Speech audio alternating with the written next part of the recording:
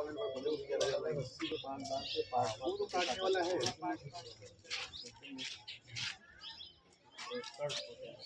कि जो मुख्य शिकायत आई थी मैम काशी नवाज की पीछे गंदगी की बगल में पार्क बहुत ज़्यादा गंदगी है। आगे देखिए आगे ठीक ठाक साफ ठीक नहीं डस्टबिन की दिक्कत है इधर थोड़ी सी तो अभी आई है तो लग जाएगा लेकिन वहाँ ये अपनी गाड़ी इसलिए नहीं मूव कर पा रहे हैं क्योंकि जाने का टैंक रास्ता है, टैंक क्षतिग्रस्त होंगे तो और काम बिगड़ जाएगा। तो मतलब थोड़ा एक मतलब मैनुअल और मलबा इतना ज़्यादा इकट्ठा हो चुका है गाड़ी को जेसीबी भी नहीं जा पाती। ले जाएंगे जो बाउंड्री में देखेंगे ये पेड़ गिर गया है इससे क्या है कि आधा बिल्डिंग अंदर घुस गई है इसकी और नीचे से भी दरार आ रही है बिल्डिंग ऊंची हो गई है बिल्कुल मैम एकदम ये कारागार में आता है मैम कारागार विभाग में आता है मैम ये जेलर था इसके लिए हमने दिया था के अंदर है बिल्डिंग हो गया था इसकी एप्लीकेशन पड़ी मैम उनको बताया रिजल्ट दिया है जो पेड़ है ये बिल्डिंग के अंदर घुस गया है क्षतिग्रस्त हो गया बिल्डिंग के अंदर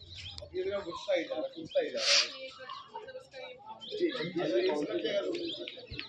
हम लोगों ने ये नगरीय क्षेत्रों में एक विशेष मुहिम शुरू की है और ये सारी नगर पालिकाएँ नगर पंचायतों में इनका आयोजन जो है वो किया जा रहा है। इसमें विशेष रूप से मैं कहना चाहूँगी कि इसको हम लोगों ने एक संज्ञा जो दी है नागरिक संगम की, वो संज्ञा इसी बात को आधारभूत सुविधाओं के सुदृढ़ीकरण को किस तरह से हम लोग मजबूत कर सकते हैं और जो जन समस्याएँ हैं नगरीय क्षेत्र की कुछ अलग तरीके की समस्याएं होती हैं। सफाई एक बहुत बड़ा मुद्दा होता है, साथ साथ में जल निकासी के बहुत इश्यूज़ हैं। इन सारी समस्याओं को लोगों के बीच में बैठ करके एक QRT फॉर्मेट में विच इज़ क्विक रिस्पॉन्सिवनेस और उस फॉर्मेट में आज इस कार्यक्रम को हम लोग अपने नगर पालिका गोंडा में इसको आयोजित किया है।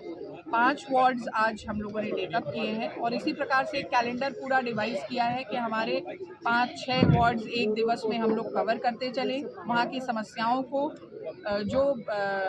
दीर्घकालिक नहीं हैं, जो तत्काल रूप से जिनका निराकरण हो सकता है, जिन समस्याओं का, उन समस्याओं को पहले ही समाधान किया जाए और जो दीर्घकालिक व्यवस्थाओं में हमें जिनको लेना है, जिसमें कार्य योजनाओं में सम्मिलित करना है या अन्य किसी विभाग से बजट का प्रावधान करना है, वो कार्य जो हैं उनको हम लोग सूचीबद्ध करके आगे की कार्य योजना में शामिल करते हैं। आज एक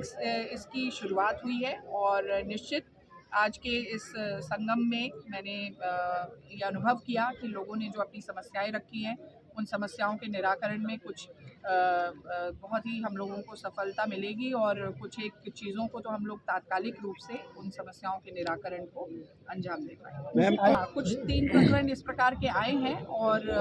ओवरऑल भी कुछ लोगों ने वार्ड सभासद जो हैं उन्होंने इस बात को इंगित किया है, तो मैं इसका एक पूरा विशेष रूप से चेकिंग भी करवाऊंगी और ख़ास तौर पे जो लोग पात्र लोग छूट रहे हैं, इस लाभ से वंचित रह जा रहे हैं, उन लोगों के लिए निश्चित इससे बहुत आराम मिलेगा कि वो पात्र व्यक्तियों को आवंटन हो और जो लोग गलत तरीके से आवंटी बन के रह रहे हैं उनको वहाँ से तमाम देखिए पेनाल्टी के लिए जो गजट था उसको अडॉप्ट कर लिया है नगर पालिका ने और इस पेनाल्टी वाले एस्पेक्ट पे मैं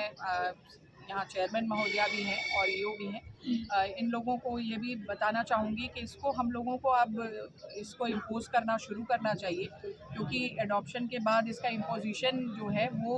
इंश्योर हो तो लोगों के भीतर एक भय भी हो कि गलत तरीके से लिटरिंग करने से, इधर उधर कूड़ा फैलाने से जो गंदगी है वो इतनी व्याप्त हो रही है कि हमारे सफाई कर्मियों के लिए भी बहुत मुश्किल होती हैं और जो नाले हैं, जो ड्रेन्स हैं वो भी बहुत ज़्यादा उसमें वो भी भरे हो जाते हैं। तो इस तरीके से एक पेनाल्टी प्रोविज़न को भी इम्पोज किया जाए और लोगों के भीतर जो है जन जागरूकता और पेनाल्टी दोनों के एक समेकित भाव के साथ इस कार्य को पंतनगर में एक चौराहे की बात आई है और अवैध अतिक्रमण के खिलाफ मुहिम हम लोगों की निरंतर जारी है, लेकिन इसमें निरंतरता की बात फिर आती है और इसमें भी मुझे लगता है कि हम लोगों को हेवी पेनाल्टीज़ इम्पोज करनी पड़ेंगी, तभी जाकर के इसमें एक अच्छा सार्थक जो है उसका स्वरूप नजर आता है। देखिए, ये इसकी सतत रूपता बनाने के लिए, एक सस्टेन्ड एफर्ट बनाने के लिए, जैसा मैंने कहा कि हम लोग अब पेनल्टी इम्प्लीमेंटेशन पे जाएंगे और हर बार जब जब मौके पर जब टीम जाएगी तो पेनल्टी को थोड़ा सा मल्टीप्लाई भी किया जाए, एम्पलीफाई किया जाए, ताकि लोगों के अंदर डेटरेंस पैदा हो। ये कार्य उस प्लास्टिक पे तो बिल्कुल बैन है और उस पर कार्रवाइयाँ भी होती हैं और इसके यूसेज को लेकर के बहुत मतलब अंकुश लगाने के कार्य किए जा रहे हैं और निश्चित इससे पर्यावरण पर विपरीत प्रभाव पड़ता है, इसीलिए इसको बैन कर दिया गया है। इतने कपड़ों के थैले और जूट बैग्स इत्यादि का वितरण हुआ, बहुत सारे कार्य इस नगर पालिका के द्वारा किए गए, तो मुझे लगता है इसको लोगों को खुद से आत्मसात करना पड़ेगा और बिहेवियरल चेंज की तरफ भी कदम बढ़ाना। लेबर इंस्पेक्टर्स को इंस्ट्रक्ट करती हूँ। आज मुझे लगभग 89-90 के लगभग ये जो है संदर्भ प्राप्त हुए हैं। इसमें हमारे 5 वार्ड्स अलग अलग हैं, उन सभी के आगंतुक आए थे, नागरिकगण आए थे, उनके द्वारा।